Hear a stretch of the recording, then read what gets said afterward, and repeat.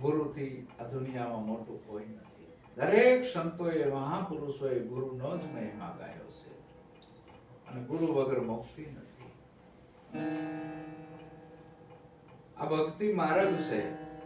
આ માર્ગ જે રહ્યો, જેમ વિદ્યાર્થી ભણવા જાય, બાળક જન્મે 4 વર્ષનો થાય પછી 5મું વર્ષ આવ્યું, ડાયરેક્ટ ઇંગ્લિશ આવડે, લે મોકો લોઈને કોલેજમાં.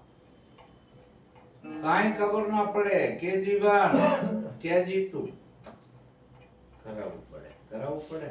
પછી બાલ મંદિરમાં મોકલવો પડે કે પાદરો કોલેજમાં જાય. તને આવડે અંગ્રેજી બોલતા આવડે છે તો ચોપડી આપું, આવડે? અંગ્રેજી પુસ્તક વાંચતા આવડે છે, આખું પુસ્તક લાઈ તો પુસ્તક કાણાનું. એમ નહીં, જેમાં તું ગુજરાતી વાંચે છે એવડે આવડે છે. બોલ તો મારું નામ શું? સ્પેલિંગ બોલતો. આ તો હા આવડે છે. એવું તો આવડવું જોઈએ. હજી તો એને બાલ મંદિરમાં મૂકવો પડે. ક્યાં મૂકવો પડે? બાલ મંદિરમાં જાય. બાલ મંદિરમાં જાય એટલે 1 વર્ષ જાય, એમાં 1 વર્ષ હોય અને પછી તરત ઉઠાઈ લેવો પડે. પહેલું ધોરણ, પછી પહેલા ધોરણનું એને ભણાઈ લીધું, પછી ઉઠાઈ લેવો પડે. બીજું, ત્રીજું, ચોથું, 5મું. પણ એ ભણનારને લગ્ન હોવી જોઈએ. નકે ઢગાનો ઢ હોય ધીમા નીમાં પડ્યો રહે. ઢગાનો ઢ હોય તો પેલામાં પડ્યો રહે, પાસ જ ના થાય, આગળ જ ના નહીં. શું કામ? એને લગ્ન નથી. એમ આ જીવ છે, જન્મ્યો એટલે પ્રથમ ક્યાં જતો થયો? મંદિર છે, બાલ મંદિર છે. શું છે? બાલ મંદિર. પણ એમાં એ જીવ હોય તો ખબર પડે ને કે ભગવાન શું છે. કોઈ દી મંદિર જોયું જ ના હોય ને સીધો દારૂના અડે જીવ હોય તો ભગવાન શું એને કઈ ખબર હોતી નથી. ભક્તિ શું એને કઈ ખબર હોતી નથી. દયા શું એને કઈ ખબર હોતી નથી. દાન શું એને કઈ ખબર હોતી નથી. સ્ટાર્ટિંગમાં બાલ મંદિરે જતો થયો એટલે એને અંદર ઝાંકી થઈ ઈશ્વર જેવું કંઈક છે. આપણે હકણા રહેવું પડે, આવું ના કરાય. આપણે કંઈક ગાયને ખવડાવવું પડે, કોકને મદદ કરવી, આ બધું શીખે મંદિરમાં જાય. બાલ મંદિર. અને રોજ મૂર્તિએ પગે લાગે પણ કોઈ દી મૂર્તિ બોલે નહીં. પછી ધીરે ધીરે આ ધાર્મિક પુસ્તકોનું વાંચન કરે. એમાં એવું આવ્યું કે આ ફલાણા વ્રત કરો, આ તીરથ કરો, આ કરો તો તમને ભગવાનની પ્રાપ્તિ થાય. એટલે વળી પાછો અહીંયા જતો થયો, પણ એમાંય કઈ મળ્યું. પણ આવી એને લગ્ન તો આવી છે ને ખોજ. પણ જેને ખોજ જ નથી ને પાદરા લક્ઝરી બેહી ગયા છે કે હાલો બગડાણા આય ચડી ગયો, હાલો અમારા ગુરુ આયા છે, એક રાતમાં ભગવાન દેખાડી દે છે. ભલા માણા, હજી આને કઈ ગમ નથી અને તું માણા બનાય અને પછી આ ભક્તિ હો. હજી તો નકરી મચ્છી માછલા ખાય છે, આને જાગરાન ને ભાન છે એને આપે છે. આવી લગ્ની જને થશે. ધીરે ધીરે બાલ મંદિરમાં જતો થયો. ધીરે ધીરે હારા પુસ્તકો વાંચ્યો, તીર્થમાં ગયો, વ્રત કર્યા, આ કર્યું, તે કરતા કરતા કરતા ઈશ્વરની ખોજ કરતા કરતા આગળ વધ્યો. ધીરે ધીરે સ્ટેપ બાય સ્ટેપ આગળ વધ્યો. છેલ્લે પુસ્તકોમાં લખેલું આવ્યું કે સદગુરુ સંત વગર આ મુક્તિ નહીં મળે. પછી સંત પાસે ગયો.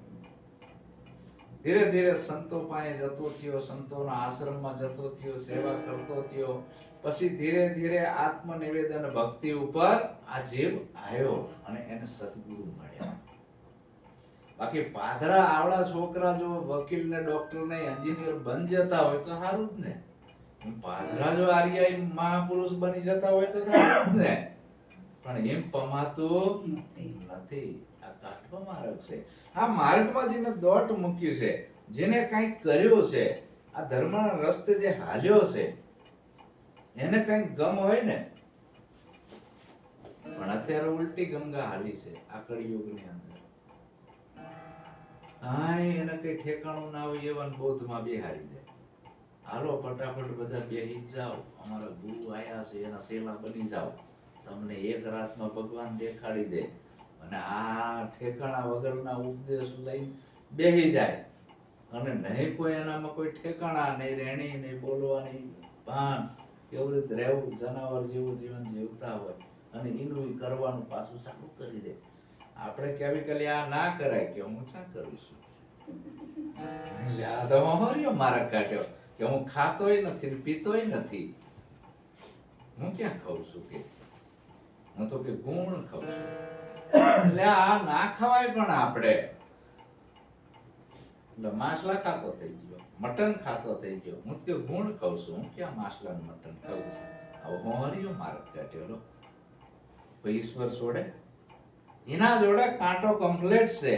તલભર મછિયા ખાઈ કે કોટી ગૌદે દાન, કાશી કરવત લે ચલે તો ભી નરક નિદાન, માંસાહારી માનવી પ્રત્યક રાક્ષસ જાન, તાકી સંગત મત કરો પડે ભક્તિ में हान. શું આ કબીર સાહેબ ઊંઘમાં બોલ્યા હશે? માંસ ખાતે મન ડગે, અંતરમાં પડે ઘાત, કર્યા વિનાનું કર્મ લાગે સત ભાગે રોહિદાસ. શું રોહિદાસ બાપા ઊંઘમાં બોલ્યા હશે? ના પાડી છે આ બધું બંધ કરો. આને તો આ ઉપદેશ લઈને રિએક્શન આવ્યું, બધું જ ચાલુ કરી દીધું કે હું કાંઈ કરતો નથી અને કર્મના વારા બાંધે છે.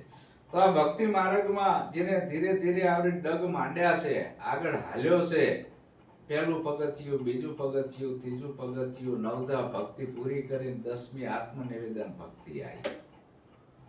એમ 1 થી 7 ધોરણ પૂરા થયા અને પછી માધ્યમિક શાળા આવી. 1 થી 7 ધોરણમાં પાસ થઈ ગયો પ્રાથમિક ભૂમિકામાં, પછી માધ્યમિકમાં 8 થી 12 ધોરણમાં પાસ થઈ ગયો, પછી આવી કોલેજ, પછી એમાં 3-4 વર્ષ 6 વર્ષ ડિગ્રી કરીને માસ્ટર ડિગ્રી કરીને મોટા સાહેબ બન્યા. કે પાદરું બનાય પાદરું બનાતું. આમાંય જો આટલી કઠિન તપસ્યામાંથી બહાર નીકળવું પડતું હોય, વકીલ, ડોક્ટર, એન્જિનિયર બનવા માટે, મોટો સાહેબ બનવા માટે, તો આ તો સંતપણું અંદર પ્રગટ કરવું છે, ભગતપણું પ્રગટ કરવું છે. ક્યારે થાય? તે કોક આવો સદગુરુ મળે અને જેમ કુંભાર છે એ ટપલાને લઈને ટીપે છે ઘડાને અને એનો ઘાટ કરે છે, એમ ગુરુ કુંભાર શિષ્ય કુંભ હે ઘડી ઘડી કાઢે ખોટ, અંદરથી રાખે હથેળીને ઉપર દીધે ટપલાની ઘડાને કઢે છે. શબ્દનું ટપલું મારી મારી સાધકનું ઘડતર કરે છે. આવો સદગુરુ હોય તો આપણું કલ્યાણ કરે છે. તો આપણા ઘરને મંદિર બનાવો, મંદિરમાં શું કામ જાવું છે? આપણા ઘરની અંદર આપણા માતા પિતા છે, શિવ શક્તિનું સ્વરૂપ છે, પતિવ્રતા નારીનો ધર્મ છે, એનો પતિ પરમેશ્વર, એને ખડને વડ પૂજવા જવાની જરૂર નથી. આપણા બાલ બચ્ચા છે, આપણું પરિવાર છે, રોજ સવારે ઉઠીને ગુરુ મહારાજનું પૂજન કરો, નમન કરો, અરસપરસ આરતી કરો. આપણા ઘરને મંદિર બનાવો તો તમારે બહાર ક્યાંય જવું પડશે. આવું વાતાવરણ આપણા ઘરમાં બનાવવાનું છે. આવો સદગુરુનો સંદેશો છે. એટલે સદગુરુ વગર કોઈને મુક્તિ નથી.